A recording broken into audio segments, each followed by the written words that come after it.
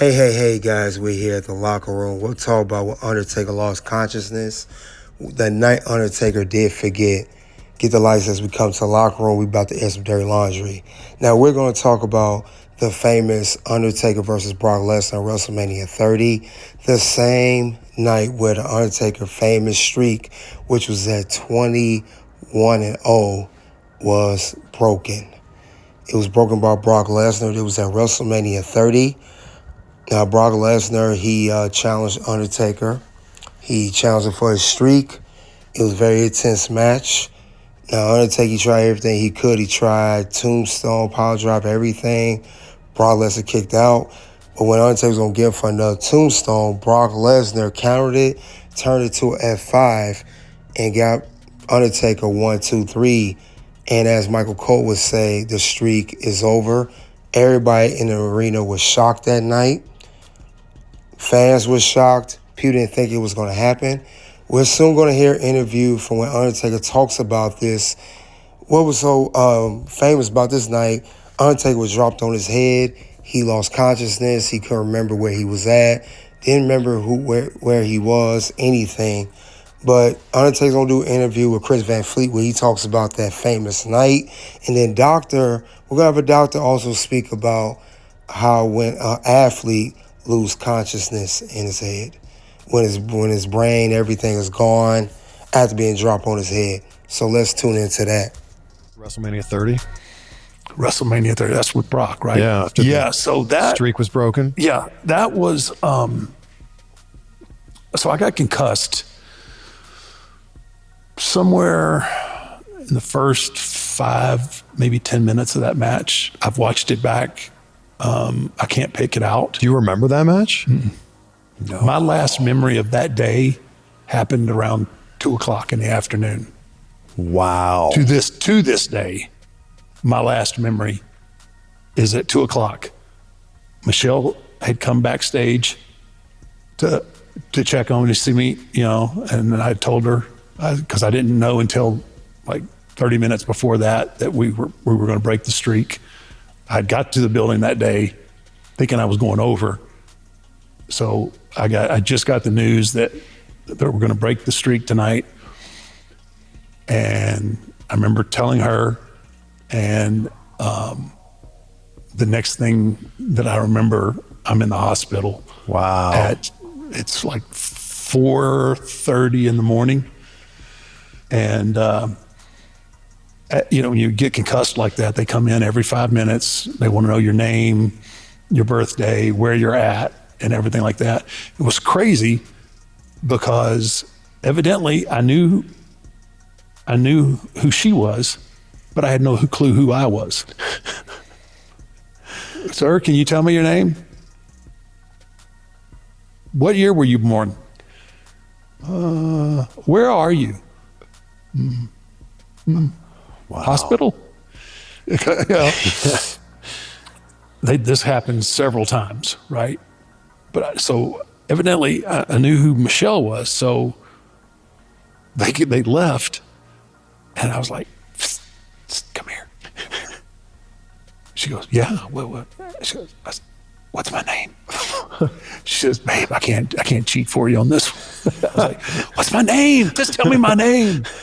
And finally, like 4:30, like I figured out my name and where I was, and it took me a while to figure out that I'd already wrestled. I didn't even I got to get to the stadium.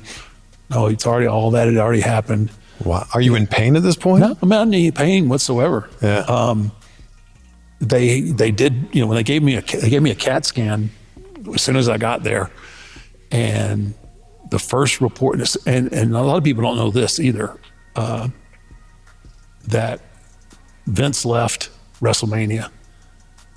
Him and Brock both got in a car and followed the ambulance to the hospital.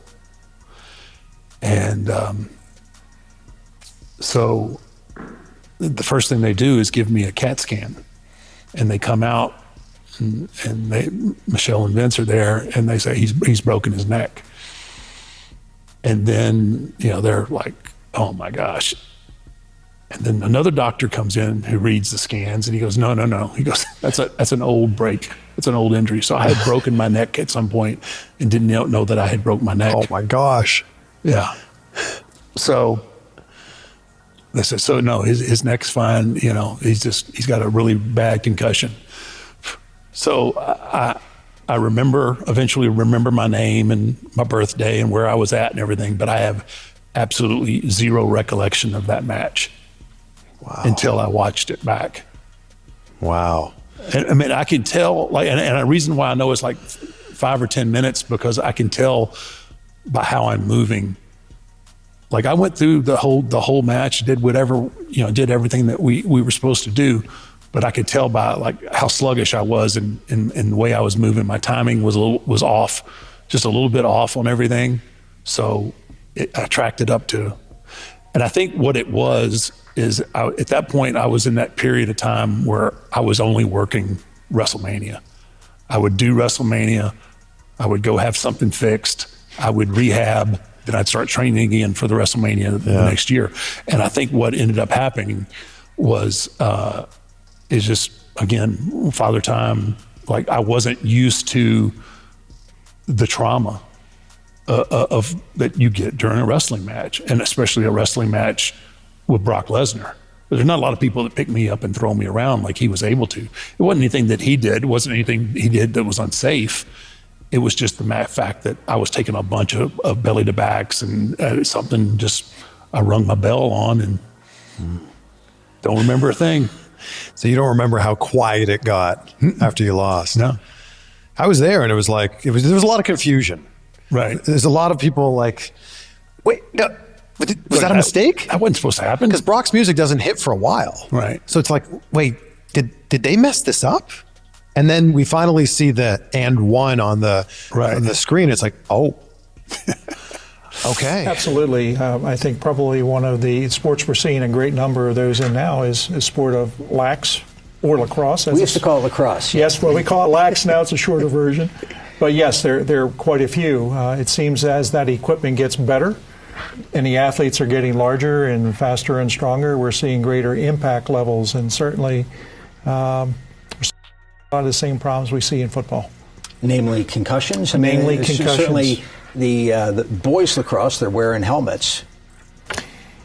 Helmets, I think there's a false safety there, and I'll let the doctor speak to that, but I will tell you that the brain floats within a liquid medium inside the skull, and no matter what you have on your head, that brain is still moving. So as you're hitting with greater impacts, with greater accelerations, you're getting a lot more movement of that brain inside the skull, and consequently we're seeing a lot more concussions. Doctor, you were telling me before that the latest guidelines that came out just last year for this represent a huge change from the previous guidelines. Yes, the previous guidelines date back to 1997, where they took a pretty systematic approach in how to decide whether or not a patient should return to play, how long they should wait before they return to play, based on the severity of their symptoms. And basically that was the same for all players. But now the new guidelines that came out in 2013 and developed by the American Academy of Neurology base every player's return to play on the field on an individual basis. Where do you see the most concussions in spring sports? I mean, off the top of my head, I would look at soccer more than lacrosse, baseball certainly. Baseball, where do you see patients coming in? We see patients lacrosse, baseball. We see, like you said, soccer. More often, you can see injuries, brain injuries, or concussions in girls playing basketball. That's one of the more common causes in women who are involved in sports. What typically happens there? I think probably when they collide with other players. Okay. Also, cheerleading. That's another activity in which you can see, which is a big setup for concussions in young women. There was a hearing on this on Capitol Hill just last week, looking at some of the changes that have taken place. Where's the room for improvement? Where do you think things might change if we look out a further few years? Well, I think there are changes that are already taking place within the state of Maryland. I think nationwide there's a lot more attention being spent now on education, not only of the athlete, but also of the parent, also the school administrators as well as coaches. That can go a long way in terms of how we can manage those problems, prevent them from actually happening. Also at the referees level, so the implementation of new rules that kind of slow down, control the game somewhat, if you will certainly make a change also. So I think there's a lot in terms of education and being able to prevent problems. Would you say that there was a time when maybe concussions weren't taken as seriously as we take it now? Definitely there was a time.